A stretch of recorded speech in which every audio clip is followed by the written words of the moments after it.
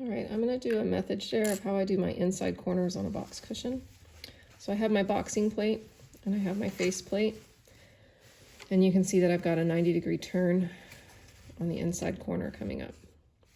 And what I did to show, I've marked on my face plate my stitch line here in white chalk so you can see where I need to stitch.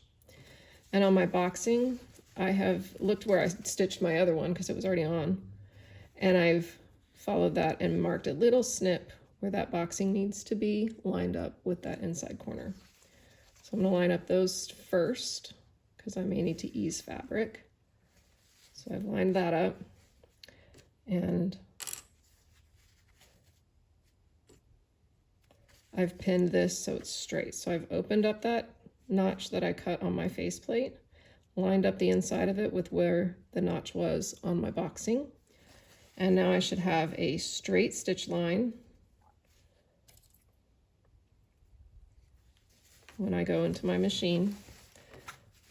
The box plate is going to be lifted and turned, and it's going to be turned 90 degrees so you can see my stripes going from vertical to horizontal.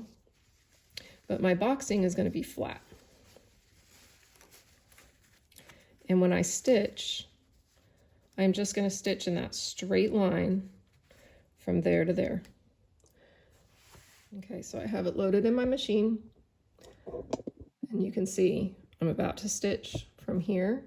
There's the notch where I'm making my turn, and then I'm going to stitch to my outside corner. So I've stitched there to there. There to there. I went ahead and did my outside corner, and I did this outside corner so I can continue to the front. And now you can see my whole C shape. And on the inside of my C shape, it looks like that.